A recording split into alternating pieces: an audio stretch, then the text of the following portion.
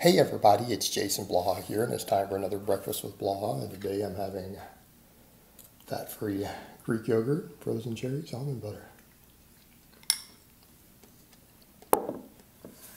And yes, I'm content to eat this as it is. I'm not interested in people's opinions on how to make it better or what I should do different.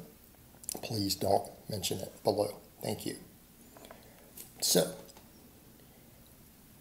something I see a lot. It's not just my comments. I'm in a number of training groups on social media that I follow and interact with, training, lifting, strength groups, coaching groups. And you see a lot of people who will say things like, well, I don't feel this muscle, right? And it's not growing. And they'll be doing exercises in which it's impossible not to use that muscle. Okay? It's impossible not to. And it's really comical. And again, people who've been lifting a while, they know that this isn't how it works. People have this impression because of the bodybuilding world that if you don't feel an intense burn in a muscle, it's not being worked. You know, people will say that for glutes, for example. I mean, I was going to mention chest, and I will in a second, but they'll say that for glutes. And they will say, well, I don't feel my glutes on any exercise, but when I did this, I feel my glutes. And they'll do some silly activation thing that doesn't even work the glutes. And what they're actually feeling is their hip flexors. Like they use those booty bands or whatever, right? You're not feeling your glutes, you're feeling your hip flexors and you put that on. Okay. I have extremely strong big glutes. You guys have watched me do reps with 585 on a glute bridge for rep work. You see me squat and deadlift over 600 pounds. You don't do these things without big glutes. I've only felt my glutes on one exercise, two technically. I do feel it on box squats sometimes, certain types, right? If I do it a certain way. But the reverse hyper is the only thing I feel my glutes on. Does that mean that I didn't have any glutes before I did the reverse hyper?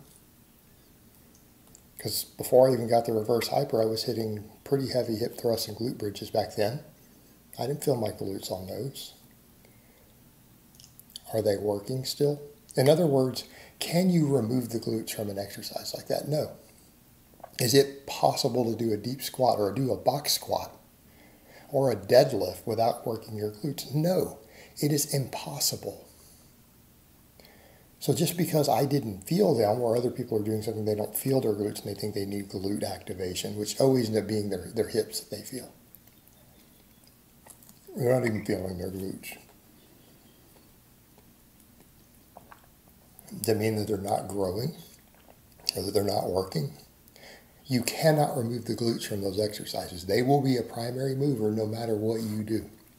You can't take them out. People do the same thing with a bench press. I've seen that in a group the other day. I've been doing, or there's like, it's not for me, it's for my cousin I'm training, of course. He can't get any chest growth and he doesn't feel his chest from bench press, from dumbbells, even from flies. What do? You can't remove those. The pectorals are a primary mover in all three of those lifts. You cannot change that. You can try to de-emphasize it. Like bench press, what do we know based upon at least the EMG data?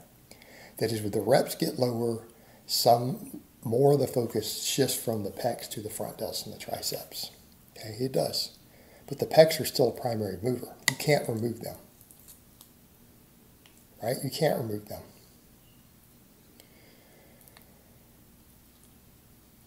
But if you did higher reps, 8+, and you pause on every rep, that is arguably one of the best chest exercises you could possibly do. Not feeling it doesn't matter. Okay? Doesn't matter. So what if you don't feel it?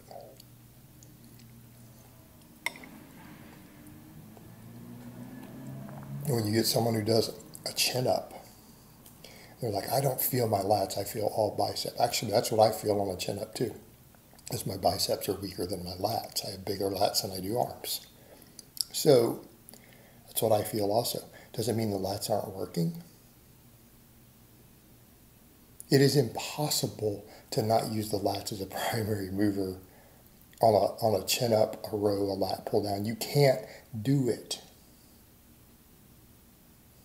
So if that is the case, and we know biomechanically it's impossible to not work it, if you're not feeling it, it probably doesn't matter. Or you need to ask the question, are you doing enough work? Are you stopping 5 reps short of failure then? Right?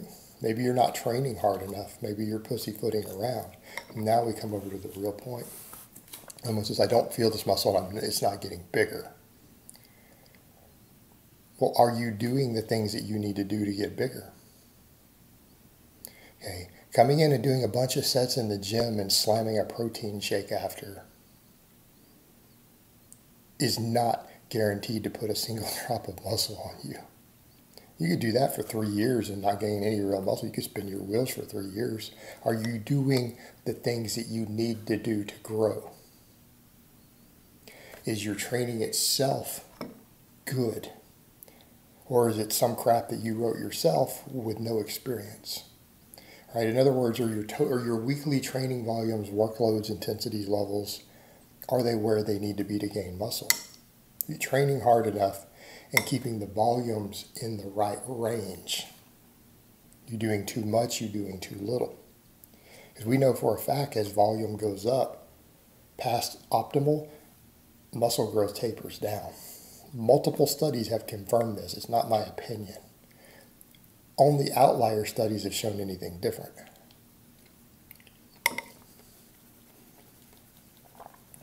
You're training in the optimal volume range. Are you doing hard enough sets? Number 2, nutrition.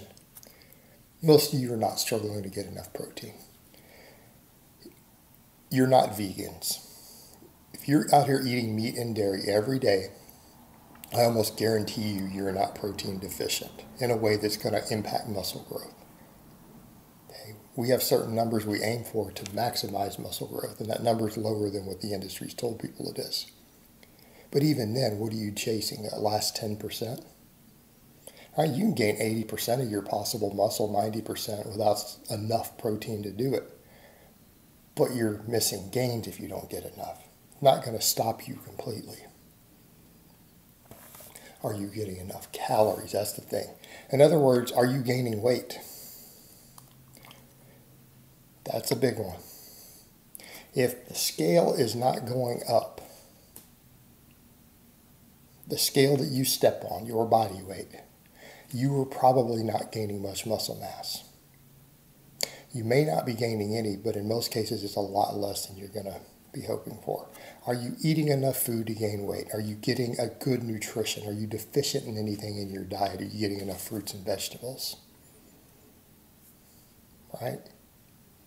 This also comes over to recovery. Those things affect recovery. Are you sleeping enough? So here's the culprit. You got guys who say, well, I don't feel this muscle. And here's one of the things I watch that they do. They do way too many junk sets, junk volume, low quality sets. They do too many total sets. The sets are low quality. Terrible stimulus to fatigue. They have nutritional deficiencies. They're not gaining weight. And they're trying to sleep 6 hours a night.